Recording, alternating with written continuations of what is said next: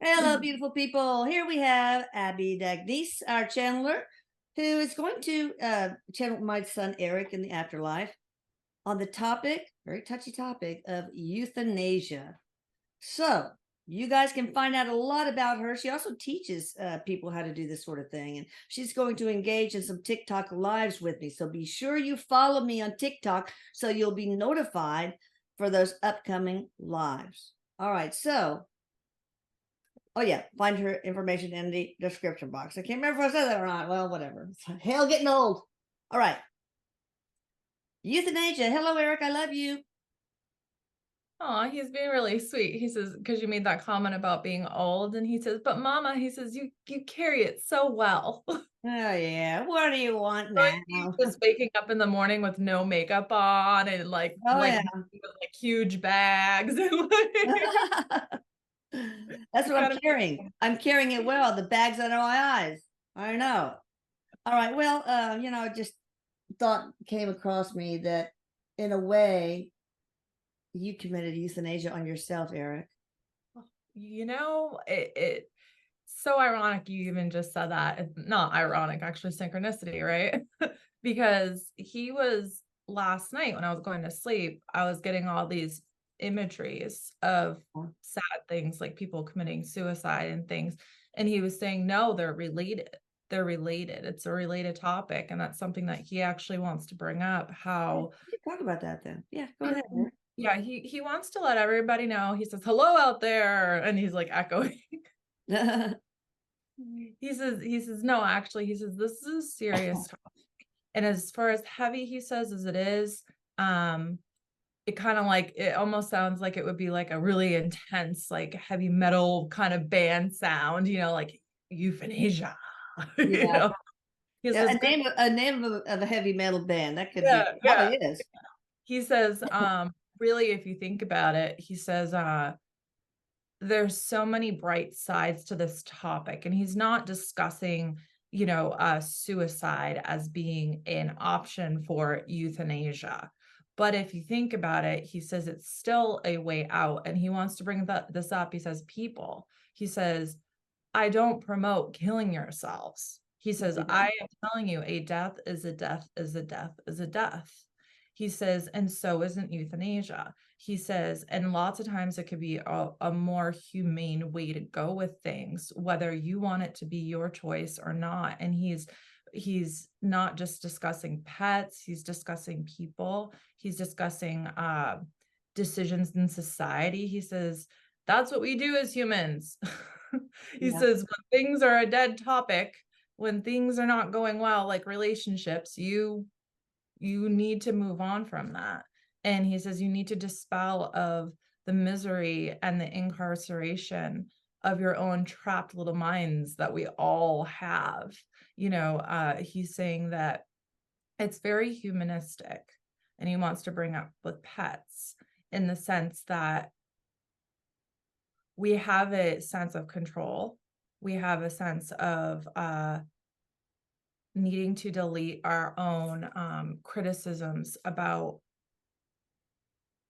Okay. So he's saying that what we really want to do is we want to help, we want to control, and we want to progress thought processes of being able to manipulate the pain control techniques that we think are wrong, when really these control techniques are actually the course and a natural course that can be taken and are. So he's saying, with pets, he says, you love your pet. Yeah. You, you don't want them to be in pain. You, he's saying you love your pets. He's saying, but fuck, he says, think about what they can and can't do for themselves. He says, they don't have opposable thumbs. Yeah. He says they don't have ways of communicating their triggers Yeah. and the things that are at their points of breaking. He's saying, Oh, out in the wildlife, he says it is easier to let go because people are not holding on so tight. yeah. With us humans, we put human instincts and human thought processes into our animals crossings over and the natural he's saying, and then what happens is naturally your pet responds because you've been a part of they've been a part of the family with wanting to try, wanting to stay for you. Mm. But really, ultimately, you are helping, you are encouraging, and you are loving, he says, to your pets. And he's bringing up, did he have a dog, or like he's bringing up some pets that crossed when he Oh was yeah. here. Oh, And we've had a bunch of them. talking about Like, the highs and lows of the emotionality with being a human when it comes to our pets and euthanasia. And he's saying, it is a choice, it is an option. And sometimes, even though we don't want to have to deal with it, it is the best way to go and the best form of love that really we can give another being in general. And so right now, he's on the topic of pets, and he says, do you think I really wanted, like he's leaning into the camera, and he says, do you think I really wanted to let my pets go? No. He says, it wasn't just my parents that dictated and decided that this is what was going to happen. At the time, I had anger, but then he says, he really did understand. yeah. And he didn't hold it against anybody, that was the best course of treatment. He had a gut instinct. He says, let that gut instinct propel you. You can channel your own pet, and you can feel when it's time to release them and let them go. And they'll want to hold on for you, because they can feel your love. It echoes, it vibrates, it has a frequency, he says, that only your pets can fucking feel. He's Mm. saying, they love you so much. And the hardest thing to let go is love. That's what you're afraid of letting go. And he's bringing up my bunny Bun Bun's the third. We don't talk about the first two. Oh, But Bun Buns, remember Bun yes, Buns? I remember Bun Buns on here. Yeah, I had to he passed before I was gonna bring him to the vet, and I cried all morning the morning that I was gonna bring him to the vet. And I heard Eric, like, he was being so sweet that morning, and he was just like, you have to do this, you have to let him go. And then I went to go pick him up, and where he was, and to go bring him to go and have him be euthanized. And he had passed like right before I got there. And oh God, I was so grateful, because I was like, I don't want to have to do this, Oh yeah. Sometimes they will do that. They'll He help you says out. the hardest process to learn is the feature of letting go of the humanism that we put on our pets, Yeah. because they're still our pets and they are our responsibility as pets. And he's talking about Yeah. pets, not the wildlife Right. specific. Our animal companions. All right, we got a whole bunch of questions from the community. You might have already answered some of these, but they just bring up Yeah, some. I usually do that. He says I have a tendency to do that. No, that's good. We want that information. All right, so question number one. In Canada, we have the MAID, Medically Assisted Death Bill, that was passed in Parliament. It was originally for those whose quality of life was too painful and the person was close to death. The government wants to expand this to mentally ill and those with drug addictions, to include children. I don't know if they have or not. The number of deaths has dramatically risen. Eric, what do you think about that? So he says he's not going to expand on the thought process of children too much. He Okay. says, because that goes without saying. He really believes that every child deserves a chance. And it's just that thought process. He says it's far too heavy. He says with children, A chance to be euthanized, or a chance to survive and a get chance a chance to survive, a okay. chance to survive. He's saying that subject anyway is a really touchy subject, and it has to do with a lot of politics, and it has to do with a lot of humanistic views of how we look at suicide. It has to do with our own moral status and our moral statements and our religion, how we were raised, society's cues, he's saying, on the introduction of self-harm is just incredibly, he says it's fucking fantastic how far our thought processes have come. He says there's so many negative things that people bring up all the time, and negativity and topics, but actually, if you think about it, he's saying this topic is positive. And he was convincing me that it was positive topic. He says, because he says, he's making me think of right now, actually, an article from years ago that I got into and was reading about a young woman who was having such serious, serious seizures. And it was so debilitating, so incredibly. And they told her she was going to die of this brain tumor. She was going to die of it. And he's saying the ability for her to be, it was her life contract. It was a life lesson. Yeah. It was absolutely 100% what her plan of death action was, Okay. that she initiated pre-life. So even though she was dying and she was going to die of this really horrific seizure eventually and this brain tumor and everything, he says they took all the course of actions they could to measure this, to see this device and see, he's saying it really is just a device that they're using to help her have the ability to cope with her own passing, because Yeah. she was going to. So that to allow her to have that sense of control, he says it actually is a beautiful thing. He says because she got to die on her terms and her ways alone. And that's a lot of how people do look at suicide.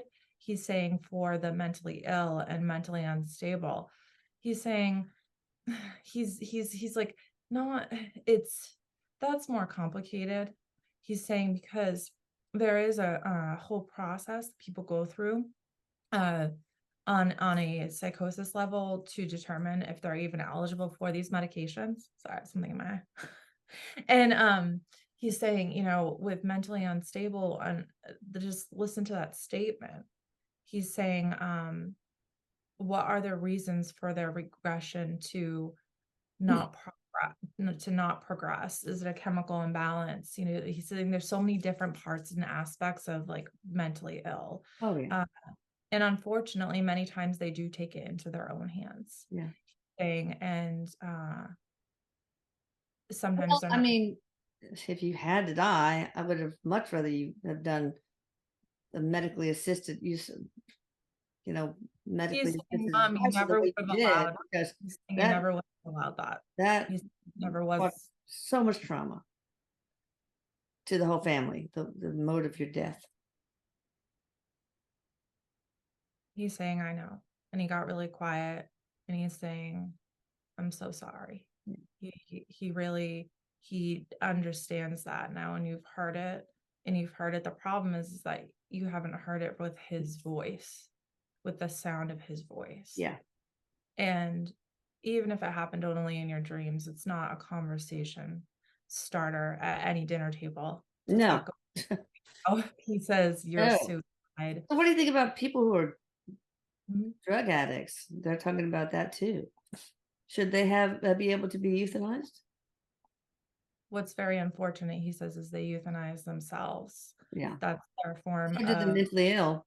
yeah, Yeah. he's You saying they did. euthanize themselves, and how the blockages in their minds are unable to pick up and depict the future, which I can protest is true. I told you I was an addict at one point, and I had a couple years that, for sure I wasn't making sound decisions and I wasn't giving sound advice, and I couldn't, to myself, we're talking about self-talk, on how to progress, Yeah.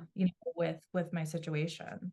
And he's saying it's a lot of medically induced comas. He says you put yourselves in people. Yeah. He says that you don't realize is that what you're doing is shutting down those receptors in your brain to be able to even receive a sound opinion from somebody. He says you're just not open to it. Your energy's not open to it. Yeah. He says where our pets, we get cues. We get cues from our pets that it's time for them to have their Yeah. escape into the heavens, he says. I know. Well, And Zoe, we just found her in the backyard, completely paralyzed from the waist down. She had a tumor, some sort of cancer in her foot, and it obviously spread to the spine. So she was just peeing on herself, and it was just very undignified. So we took her in. Is there a yeah. punishment for the people who perpetrate this? Or is there times when it is a good idea? I guess that's a very broad question. That's the whole point of this whole topic. It is a really broad question. because there's a lot of things medically that people don't discuss. He's saying, when it comes to practices of the elderly, practices of somebody that has a terminal illness, there's things that go undocumented in every state and every country in the world that help them along with the process of being able to be able to let their physical go. Yeah. And he's saying, the physical is a condition, as in it's conditional. He says the soul, however, is unconditional, right? He says, so no matter what your condition, he says, the ability to process here on earth how it's your time, we can't just let go of. We can't just appreciate exactly how meaningful that can be for somebody to have the opportunity to choose that, Yeah. I to mean, want an elderly person or a sick person, they can just choose to stop their medication that gives them life or perpetuates yeah. life. Yeah, and luckily we have amazing, I mean, these hospice nurses are just incredible people. Mm. And I had some recent experiences with Yeah. being around a hospice center, and just the feeling when I walked in, it was cheerful, it was bright, and it's just, he says it's a part of life, the entrance of letting go. He Yeah. says sometimes you have to Going make back that. home. Yeah. He's and he says sometimes you have to make that decision for yourself and that distinction But and what that there's no like. punishment in the No, spirit world for people who perpetuate or euthanize another human or euthanize or agree to be euthanized. he's saying again, there's no real punishment, as Yeah. in what do you mean in punishment? He says, of course, you're gonna fucking punish yourself. He says, if you're feeling guilty about it, uh, Yeah.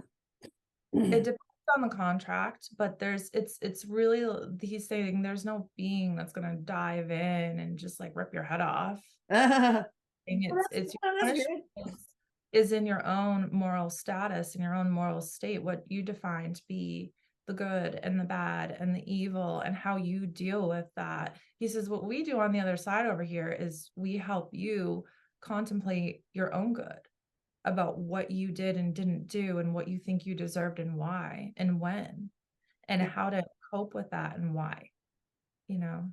All right. Is euthanasia part of our soul contract? Or one of the possible exits? I guess obviously it can be, or more along the lines of just human free will. Well, you have free will when you're making these contracts, obviously. So Right. the other side. So he's showing me what he shows me a lot with like this big, huge white table. And there's you as a soul, and then you have a whole team. You're not alone developing this life contract. He says, and it doesn't matter whose it is. Everybody has the same process of development with your life contract.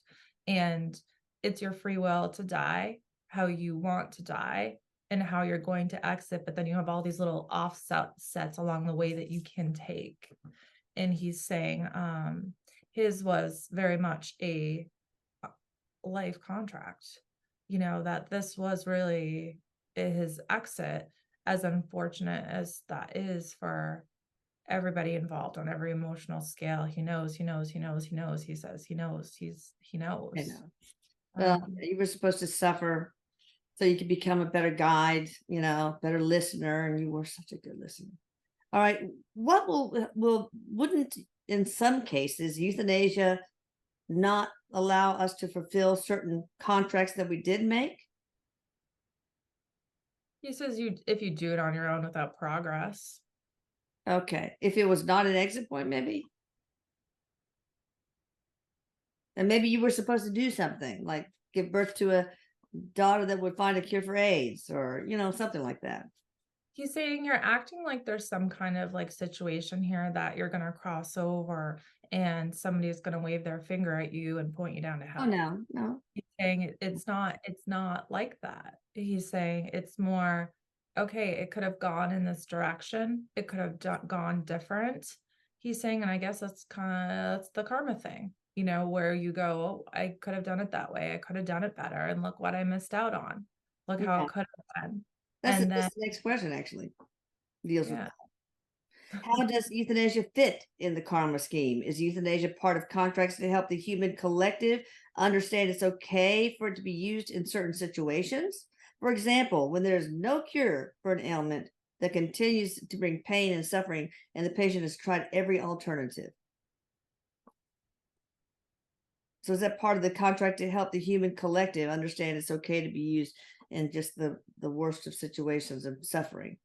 He says it goes back to your heart and really how you feel about things. He says we're honored with the opportunity to have our own progressive feelings about things. He says we can change our minds. We can change our minds about things. The more we're educated, the more we choose to educate ourselves and in what realm we decide to educate ourselves in. He says it's a lot easier to do it on the earthly realm Yeah. and on this planet than it is other areas of dimensional plane, he says. Yeah. You learn things in human realm. He says that you don't get the opportunity in other realms to just feel or be allowed to feel because those sensations aren't part of your energetic being and your energetic source of the vessel. So you have all these chakras and that are in our bodies. And this is interesting because he's saying like other realms and other planets as you come in as other entities, he's saying aren't always targeted to the same direction of where your energy is, your energy source. So you don't have the same patterns, you don't have the same vibration, you don't Oh, have the same amount of chakras. So oh, then these decisions and these thought processes of murder and suicide and euthanasia, they don't exist. hmm. He's like, not like how it is on Earth. So we Wow. come to Earth to be able to develop our processes Yeah. of how we really feel skilled and skills in our development. Karma, he says, is just another way of, he's bringing up the karma thing again, is of development Yeah. with, hey, you didn't get to do it in this plane, we're going to do it in the next one. Okay. Will the provider giving the medication face spiritual repercussions even if the patient wants it? Is it treated the same, for example, as someone who murders? Well, even murderers, they're not punished on the other side. So, of course, that's a moot question. There's no punishment and there's He's not any judgment. There's no right or wrong. As hard as that is to fathom, people, everything is just a lesson, either for an individual or individuals or the collective. But if you want to add something to that, that's fine. he's saying, of course, this is a very hard conversation piece also to have at the dinner table. He says, Yeah. fuck, can you imagine if I brought that up? He says, really, it's not, it's a new wave of thinking. He says it was talked about like in ancient times and things because there were healers, there were practitioners, there were people that did this, and people that took it upon themselves. He says, and nowadays he's like, fuck, can you imagine like sitting there and talking and having this discussion and being like, oh, there's no good or bad, there's I no know. murderers don't go to hell. Like that's, how do you wrap your mind around that? He says, well, he says, I'll tell you. He says, we've discussed this before, but we get to heaven, we judge ourselves. That's right. That's He says, basically no it. eternal flames for the damned of what we see damned. And as much as we think we would love to have control over that thought pattern, we don't. Yeah. He Okay. says the being and entity you come in with as a soul gets to be able to decide on their own, like how it's going to be. Yeah.